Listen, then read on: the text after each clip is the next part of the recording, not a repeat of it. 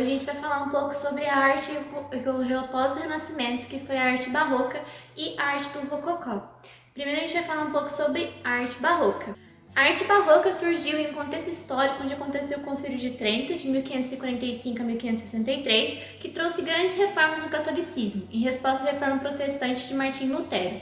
A Companhia de Jesus foi reconhecida pelo Papa em 1540 e passa a dominar quase 100% do ensino da época, tendo um papel importante em espalhar o pensamento católico aprovado no Concílio de Trento. A Inquisição começava a ameaçar a liberdade de pensamento e o clima geral era de mais uma autoridade e uma repressão. O Tribunal de Inquisição que se estabeleceu em Portugal para julgar casos de heresia ameaçava cada vez mais a liberdade de pensamento. O complexo contexto sociocultural que fez com que o homem tentasse conciliar a glória e os valores humanos despertados pelo Renascimento com as ideias de submissão e os pecadores perante a Deus e a Igreja, tendo um clima mais de autoridade e repressão, com contrastes com o movimento anterior que foi o Renascimento. Em nenhuma outra época se produziu tantas igrejas e capelas, estátuas de santos e monumentos sepulcrais. E em quase todas as partes do mundo, a igreja se associava ao Estado, seja indireto ou diretamente. Sendo assim, a arquitetura barroca, antes apenas religiosa, também aparece na construção de palácios com o objetivo de ter uma admiração e poder pelo local e pelo líder. Nos estados em que o protestantismo acabou sendo em maioria, o barroco não teve um grande impacto, tendo condições sociais favoráveis à liberdade de pensamento, o racionalismo e a curiosidade científica. Ao antropocentrismo do Renascimento, que era a valorização do homem, opôs-se o teocentrismo, que era como Deus do centro de tudo, inspirado nas tradições medievais. Essa situação contraditória resultou em um movimento artístico que expressa também atitudes contraditórias de artista em face do mundo, da vida, dos sentimentos e de si mesmo. O homem se vê colocado entre o céu e a terra, consciente de sua grandeza, mas atormentado pela ideia do pecado, e nesse dilema busca salvação de forma angustiada. Os sentimentos se exaltam, as paixões não são mais controladas pela razão, e o desejo de exprimir esses estados de alma vai se realizar por meio de antíteses, paradoxos e interrogações. Essa oscilação que leva o homem do céu ao inferno, que mostra sua dimensão carnal e espiritual, é uma das principais características da literatura barroca. A arte barroca conseguiu se casar a técnica avançada e a grande parte da Renascença com a emoção, a intensidade e a dramaticidade do maneirismo, fazendo do estilo barroco o mais suntuoso e ornamentado da história da arte. Artistas chamados de barroco foram a Roma, vindo de toda a Europa para estudar as obras-primas da antiguidade clássica e da alta renascença. Voltando à terra de origem, acrescentaram às suas obras as particularidades culturais de cada região. Enquanto os estilos abrangiam desde o realismo italiano ao exagero francês, o elemento comum era a sensibilidade e o absoluto domínio da luz para obter o máximo impacto emocional, além de romperem o equilíbrio entre o sentimento e a razão, ou entre a arte e a ciência, que os artistas renascentistas procuraram realizar de forma muito mais consciente. Na arte barroca predominam as emoções e não o racionalismo da arte renascentista. É uma época de conflitos espirituais e religiosos. O estilo barroco traduz a tentativa angustiante de conciliar essas forças antagônicas, o bem e o mal, o Deus e o diabo, o céu e a terra, a pureza e o pecado, o paganismo e o cristianismo, o espírito e a matéria. Mas o que a gente tem que lembrar do barroco? O barroco traz o emocional sobre o racional. Seu propósito é impressionar os sentidos do observador, baseando-se no princípio segundo o qual a fé deveria ser atingida através dos sentidos e da emoção, e não apenas pelo raciocínio. Ele busca de efeitos decorativos e visuais, através de curvas, contracurvas, colunas retorcidas. É um entrelaçamento entre a arquitetura e a escultura. Tem violentos contrastes de luz e de sombra. E a pintura possui efeitos ilusionistas, dando-nos às vezes a impressão de ver o céu, tal aparência de profundidade conseguida. A arquitetura barroca. O barroco possui uma arquitetura dinâmica, não retirando as formas clássicas, os arcos, os frontões, as colunas e os frisos, mas sim transformando em algo muito mais subjetivo e fantasioso. O estilo barroco tinha muito mais movimento, a curvatura das fachadas tornou-se das características principais da arquitetura desse período. A procura de formas complicadas, como por exemplo a cúpula de igreja de São Lourenço, em Turim, na Itália, seu entrelaçar de arcos, possuindo talvez uma inspiração na arquitetura arábica, leva até quase aos limites de uma forma complicada, mas com base em regras bem definidas. Outra coisa importante para lembrar é a importância do uso da luz, sendo um elemento fundamental da arquitetura, os contrastes entre partes totalmente iluminadas e partes totalmente escuras. São típicos de edifícios da época e contribuem para dar um ar de dramaticidade à atmosfera do edifício. O barroco na França assume características mais sóbrias do que na Itália. Os arquitetos franceses trouxeram um estilo mais clássico que se pôs pouco a pouco com o estilo dominante na Europa. O barroco espanhol traz uma arquitetura repleta de ornamentações, enquanto que o francês é sóbrio e imponente. Um exemplo clássico desse estilo do barroco espanhol é a Igreja de Santiago de Compostela. Entretanto, a arquitetura barroca não ficou limitada apenas a edifícios, tendo também uma arquitetura urbanista, como estradas, praças e jardins. Era uma evolução que fazia parte íntima do espírito do tempo, muito teatral. A Praça de São Pedro em Roma, de autoria de Gian Lorenzo Bernini, é o exemplo mais conhecido do aspecto urbanístico do barroco. O barroco no Brasil foi introduzido por intermédio dos jesuítas no fim do século XVI, só a partir do século XVII generaliza nos grandes centros de produção açucareira, especialmente na Bahia, através das igrejas.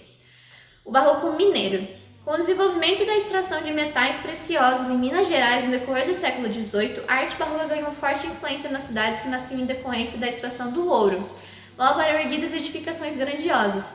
O maior nome das artes plásticas brasileiras nesse período é Antônio Francisco Liboa, conhecido como Aleijadinho. Era filho legítimo de um português e de uma escrava. Aleijadinho representa bem a aclimatação das tendências artísticas europeias à realidade nacional.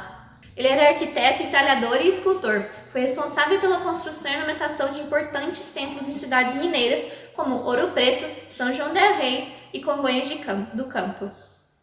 As igrejas barrocas. A relação entre o barroco e a religiosidade cristã tornou a arquitetura das igrejas católicas e a arte sacra marcas importantes no movimento, com diferenças significativas em relação às catedrais góticas e os templos renascentistas. As igrejas barrocas costumam ser menores e mais intimistas, além de repletas de imagens e pinturas do fronticípio à nave do altar. Como a gente viu antes, a igreja barroca aqui no Brasil teve basicamente as mesmas características das igrejas europeias. A pintura barroca. A pintura barroca possui algumas características que temos que lembrar. A composição assimétrica, em diagonal, que se revela num estilo grandioso, monumental, retorcido, substituindo a unidade geométrica e o equilíbrio da arte renascentista. O acentuado contraste de claro e escuro, expressão dos sentimentos, era um recurso que visava intensificar a sensação de profundidade, que também era usado na arquitetura. Era realista, abrangendo todas as camadas sociais e escolhia cenas do seu momento de maior intensidade dramática. Provém de uma expressão em língua francesa que significa engana o olho. Essa é uma técnica artística que, com perspectiva, cria-se uma ilusão ótica que faz com que formas de duas dimensões pareçam ter três dimensões. Dos principais pintores barrocos temos Caravaggio, de 1571 a 1610. Foi o pintor mais original do século XVII. Foi ele que trouxe uma vida nova na pintura italiana após a artificialidade do maneirismo. Conduziu o realismo a novos horizontes, pintando corpos em estilo absolutamente barra pesada em oposição aos pálidos fantasmas maneiristas. Desse modo, Caravaggio secularizou a arte religiosa, fazendo os santos parecer gente comum e os milagres eventos do cotidiano. Embora se especializasse em grandes pinturas religiosas, Caravaggio defendia a pintura direta da natureza, ao que parece diretamente dos cortiços mais sórdidos. Na obra Chamado de São Mateus, por exemplo, o futuro apóstolo está numa taverna escura, cercado de homens chiques contando dinheiro. Quando Cristo ordena, siga-me, um foco de luz diagonal ilumina a expressão aterrada e o gesto da perplexidade do coletor de impostos. Caravaggio usa a perspectiva de modo a trazer o espectador para dentro da ação da pintura. Diego Velázquez, 1599 a 1660. Era um pintor espanhol batizado de Diego Rodrigues da Silva e Velázquez. Além de retratar as pessoas da corte espanhola do século XVII, procurou registrar em seus quadros também tipos populares de seu povo, documentando o dia a dia do povo espanhol num dado momento da história. Usava os princípios da pintura barroca com os contrastes de luz e sombra, porém não de uma forma tão drástica, e sim uma gradual mudança de intensidade para fazer da composição um jogo de anotações coloristas simbólicas, escondidas atrás de uma aparência de absoluta adesão ao tema. Franz Haus, 1582-1666. Foi um dos maiores retratistas da história da pintura, e pouco se preocupou durante sua carreira com o estilo e realizações dos grandes mestres italianos da sua época, como fez seu contemporâneo Van Dyck, criador, entre outros, de telas memoráveis como O Cavaleiro Sorridente, talvez o mais admirado retrato do mundo. Depois de Mona Lisa, Haus foi, em essência, um autodidata responsável por seus belos retratos pela criação de uma pintura independente em seu país. William Hogarth, 1697-1764, foi um inglês que inventou um novo gênero de pintura, a tira cômica, uma sequência de quadros anedóticos que zombava de cenas do cotidiano. As massas compravam gravuras tiradas aos milhares baseadas nesses quadros, e Hogarth tornou-se o primeiro inglês a ser amplamente conhecido no estrangeiro. Agora a gente vai falar de uma das pintoras mais reconhecidas da época do Barroco, que ela se chamava Artemisia Genticelli, que foi de 1593 a 1652, mais ou menos 1653. Ela nasceu em Roma em 1593, era filha de um pintor chamado Orazio Lomi, que era amigo pessoal de Caravaggio e um dos maiores caravagistas italianos. Ela era a filha mais velha, ela tinha mais 4 irmãos homens, e desde criança começou a pintar no ateliê do pai, adotando também um estilo caravagesco. Teve uma grande reputação em toda a Europa, levando uma vida independente, o que era muito raro para uma mulher da época. Ela trabalhou em várias cidades na Europa, como Florença, Gênova e Veneza, fixando-se em Nápoles em 1630. Ela visitou seu pai em Londres por volta de 1638, o qual trabalhava para a corte de Carlos I, onde também realizou alguns trabalhos para a realeza. Ela tornou-se uma das maiores pintoras de seu tempo, reconhecida ainda em vida, apesar das dificuldades por que passou. As suas pinturas são muito características porque são inspiradas em heroínas bíblicas, como Betsabeia, Esther, Susana e Judite, temas populares no período barroco, nas quais a Artemisia geralmente se retratava no papel principal, combinado com características de vulnerabilidade e força em suas composições. Seu estilo poderoso encontra sua melhor expressão na série de pinturas de Judite e Holofernes, tema em que a pintora se especializou, talvez até alguns fatos que ocorreram na sua vida. A cena foi pintada múltiplas vezes, mas nenhuma delas expressa a brutalidade da versão de Artemisia. Nela, as mulheres mostram o esforço para degolar o inimigo, restringindo com ele lutando de volta. Você pode comparar a diferença de dramaticidade que a Artemisia usa nas telas dela com a tela que Caravaggio fez da mesma cena. A escultura barroca. A primeira colocação dos escultores barrocos é se inspirarem nas outras artes. Na escultura barroca não se separa muito a escultura da arquitetura, tendo um conjunto arquitetônico claro, mas o papel principal foram as estátuas. As esculturas barrocas não são feitas segundo esquemas geométricos, mas sim combinando movimentos soltos e vivos das figuras. É preciso lembrar da escultura barroca o predomínio das linhas curvas, dos drapeados das vestes e o uso do dourado, e a presença dos gestos e rostos das personagens revelando emoções violentas e atinge uma dramaticidade não colocada no Renascimento. O principal escultor barroco foi Gian Lorenzo Bernini, de 1598 a 1680. Ele foi mais do que um escultor, ele foi também um arquiteto, urbanista, decorador, teatrólogo, compositor e cenógrafo. Algumas de suas obras serviram de elementos decorativos das igrejas, como por exemplo o baldaquino e a cadeira de São Pedro, ambos da Basílica de São Pedro no Vaticano. Uma curiosidade sobre esse movimento é que a palavra barroco ela é originada de um termo usado para classificar uma pérola irregular. Foi apenas no fim do século XVIII que a palavra começou a ser utilizada para classificar esse estilo artístico. Essa denominação de barroco foi usada mais como uma forma irônica e pejorativa ao extravagante e desarmônico que ocorreu no barroco. Atualmente, sim, o barroco é considerado um mundo cultural complexo que não só se apropria das formas clássicas com critérios e objetivos novos, como também faz parte de um sistema de vida e pensamento que detém coerência própria. Vamos falar um pouquinho do Rococó antes do Tales chegar com a literatura barroca. O Rococó é um estilo artístico que surgiu na França como um desdobramento do barroco. Ele era um pouco mais leve e intimista que o estilo barroco, usado inicialmente em decoração de interiores. Ele se desenvolveu primeiramente na França no século XVIII e difundiu-se por toda a Europa. No Brasil, ele foi introduzido apenas pelo colonizador português e sua manifestação se deu principalmente no mobiliário, conhecido por estilo Dom João V. Na França, o Rococó também é chamado estilo Luís XV ou Luís XVI. Para alguns historiadores, ele é um estilo que durou entre 1720 e 1780 e ficou até o advento da reação neoclássica, por volta de 1770. O termo rococó deriva de francês rocaille, que em português seria mais ou menos concha, que traz significado na medida que muitas vezes podemos perceber as linhas de uma concha associadas a elementos decorativos desse estilo. Também pode ser associado à palavra embrechado, que é uma técnica de incrustação de conchas e fragmentos de vidro utilizados originalmente na decoração de grutas artificiais. Para entender melhor os valores que essa tendência artística passa a refletir, é preciso voltar ao século XVII e verificar que durante o reinado de Luís XIV, ou seja, entre 1643 e 1715, a França viveu sob um governo centralizado e autoritário, que deu às artes uma feição mais clássica. Quando Luís XIV morreu em 1715, a corte mudou-se de Versalhes para Paris e aí entrou em contato com os ricos e bem-sucedidos homens de negócios, financistas e banqueiros que, por nascimento, não pertenciam à aristocracia, mas graças à riqueza que possuíam tinham condições de proteger os artistas, atitude que lhes dava prestígio pessoal para serem aceitos na sociedade aristocrata. Tornam-se, por isso, os clientes preferidos dos artistas que passaram a produzir quadros pequenos e as estatuetas de porcelana para uso doméstico, muito ao gosto da sociedade na época. A arte rococó refletia, portanto, os valores de uma sociedade fútil que buscava nas obras de arte algo que lhe desse prazer e a levasse a esquecer de seus problemas reais. Os temas utilizados eram cenas eróticas ou galantes da vida cortesã e da mitologia pastoral, alusões ao teatro da época, motivos religiosos e farta estilização natureza do mundo vegetal e ornatos das molduras.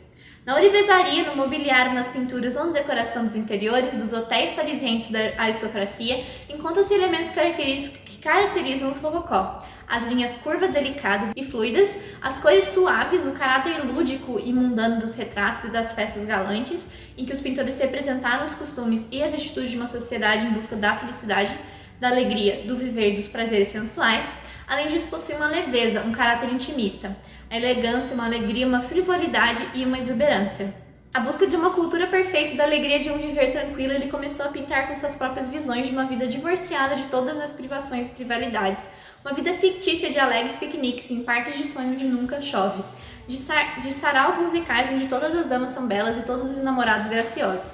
Uma sociedade em que todos se vestem de seda sem ostentação, e onde a vida dos pastores e pastoras parece ser uma sucessão de minuetos. Mas é um toque de tristeza e melancolia, um certo ar de tédio em meio ao prazer. Bom, vou parar por aqui, mas vou deixar o Thales falando para você um pouquinho sobre a literatura barroca. A gente falou sobre o rococó agora, mas a literatura barroca era normalmente chamada de seiscentismo, e eu vou passar para o Thales falar um pouquinho para vocês como que funcionava naquela época. Obrigado, Helena. Bom momento, pessoal. Meu nome é Thales, eu sou professor voluntário do Projeto Iluminar e eu vou falar com vocês um pouco sobre a literatura barroca. Primeiramente, é importante nós resgatarmos as características principais da literatura barroca, tudo bem? Então nós vamos para a primeira característica desse movimento, que é o dualismo. O barroco ele é conhecido como sendo a arte do conflito.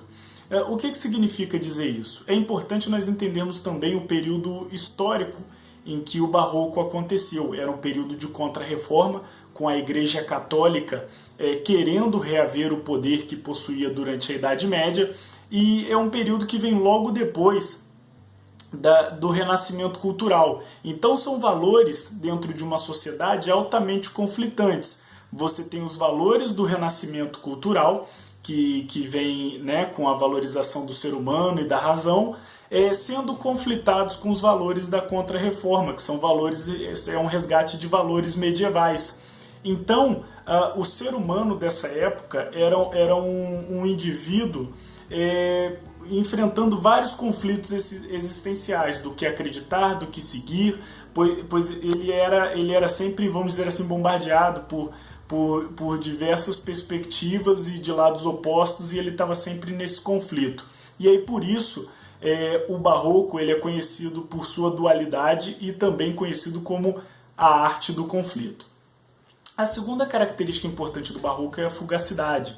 A fugacidade ela é a vida tendo aquele contorno, né, aquele conceito de vida passageira, efemeridade. Estamos aqui nessa vida de passagem. Já outra característica do barroco na literatura é o pessimismo. O caminho da vida, né, a única certeza que nós temos na vida é a morte. E o barroco ele fazia questão de sempre ressaltar esse ponto, de que toda a sua jornada e toda a sua caminhada durante a vida inevitavelmente te levará à morte. Então esse pessimismo era muito presente. A próxima característica é o feísmo. Né? O feísmo ele vem do feio mesmo, mas dentro do barroco, e o que significa esse termo? O feísmo ele significa a valorização ou o apego ao trágico. Outra característica muito importante do barroco, da literatura barroca como um todo, e aqui nós estamos falando especificamente da literatura, porque é uma característica que se manifesta nas representações escritas do barroco, é o cultismo. O que é o cultismo? O cultismo é o jogo de palavras. Né? Então, o barroco ele vai trazer uma linguagem culta, bastante trabalhada, e ele vai trazer muitas inversões sintáticas também. Ele vai quebrar a ordem normal das palavras. Isso dá um aspecto um pouco mais denso à literatura barroca e dá esse verniz de complexidade. Outra característica muito importante é o conceptismo. O conceptismo é o jogo de raciocínio, o jogo de ideias, a retórica dentro do barroco. E isso é muito importante para trazer também essa ideia de dualidade, de conflito que existia no indivíduo da época. E aí, essa retórica, esse conflito, esse jogo de ideias, esses conceitos se misturando e se opondo, eles vão ser muito importantes para também expressar esse conflito existencial que tinha no período dentro da literatura. Outra característica muito importante é a linguagem rebuscada, como eu já falei para vocês dentro do cultismo e do jogo de palavras. A linguagem ela é muito trabalhada, é complexa, com a presença de diversas figuras de linguagem. Tem exemplo de duas principais, que são as hipérboles, né? A figura de linguagem que você utiliza para demonstrar exagero, e as antíteses, que são que é uma figura de linguagem utilizada para expor ideias opostas. Então aqui nós já temos também outra demonstração daquela arte do conflito, da dualidade, do acreditar em A ou em B, do seguir os valores de A ou de B, tudo bem? A literatura barroca também é uma literatura extremamente moralista, então era utilizada em pregação, sermões. A literatura barroca também tinha, né, ela extrapolou vamos dizer assim, esse âmbito de apenas artístico, e a estética barroca acabou sendo utilizada também na produção de sermões, de documentos, de cartas, de registros. O barroco ele acabou se expandindo e gerando uma diversidade muito grande dentro da produção literária, não só em obras ou poesia, não só em obras ficcionais ou poesias. Ele se expandiu até para campos de documentação também. Outra coisa que é muito importante nós entendermos desse período é o antropocentrismo contra, né, em embate com o teocentrismo. O antropocentrismo é um valor muito pregado pelo renascimento cultural, que é a valorização do ser humano, o ser humano enquanto centro de tudo, enquanto senhor do seu próprio destino, e já o teocentrismo versus, né, o teocentrismo, que é Deus, a divindade no centro de tudo, que era o discurso da Contra-Reforma e da Igreja Católica resgatando os valores medievais. E aí, isso vai trazer também, como eu disse para vocês, essa dualidade, esse conflito, a arte do conflito, e outra característica da obra barroca, que é o conflito existencial, porque o indivíduo dessa época ele está no meio dessas duas ideias que se degladiam, e ele está sempre nesse conflito do que seguir, de onde ir. Dois autores da literatura barroca que são muito importantes para entender o movimento. O primeiro deles é o Padre Antônio Vieira. O Padre Antônio Vieira ele tem uma produção também muito baseada naquele estilo que eu falei para vocês, da obra moralista. Então ele tem sermões, ele quer passar o conhecimento bíblico, o conhecimento religioso através, né, utilizando o barroco, a estética barroca como uma ferramenta para isso. Então, ele vai trazer sermões, ele vai trazer obras de profecia, que são obras e livros e textos vislumbrando um futuro glorioso para Portugal, e também cartas, que servem como um relato e documentação histórica, ao qual ele também utiliza os valores, as estéticas características do barroco. Já o segundo autor, que também é muito importante para o movimento, é o Gregório de Matos, provavelmente o nome mais conhecido do barroco, da literatura pelo menos. E ele, apesar de ter uma obra também, uma extensa obra com produção lírica, uma produção erótica, ele acabou ganhando notoriedade e muito sucesso e fama através das suas obras. Fama, vamos dizer assim, entre aspas, porque ele acabou sendo perseguido, mas ele ganhou essa fama esse reconhecimento, vamos dizer assim, através da sua obra crítica. Ele tecia críticas ao governo, às instituições, e isso rendeu o apelido carinhoso, né, de Boca do Inferno, porque ele tinha uma crítica muito ácida, que corroía a reputação do alvo da crítica. Então, por isso, ele acabou ganhando esse apelido, certo? Muito obrigado. Até a próxima. Oi, pessoal, espero que vocês estejam gostando, entendendo um pouco sobre a história da arte, entendendo um pouco sobre a história do mundo, trazendo para vocês um entendimento maior sobre tudo. A gente fez agora, tá começando a colocar literatura para vocês entenderem um pouco sobre como que está funcionando a literatura, tanto em Portugal quanto no Brasil, porque acaba caindo um pouco mais nas provas sobre esses dois locais apenas, porque Portugal acabou colonizando o Brasil. Eu espero que vocês estejam gostando, a gente está sempre aberto a crítica, vocês podem colocar nos comentários ou falar pra gente no Instagram, ou enviar mensagem para alguns dos nossos diretores, a gente está sempre aberto para isso. Curte, comenta, compartilha com seus amigos, compartilha com quem gosta de história da arte, ou até mesmo compartilha com outros vestibulandos. Muito obrigada e até a próxima!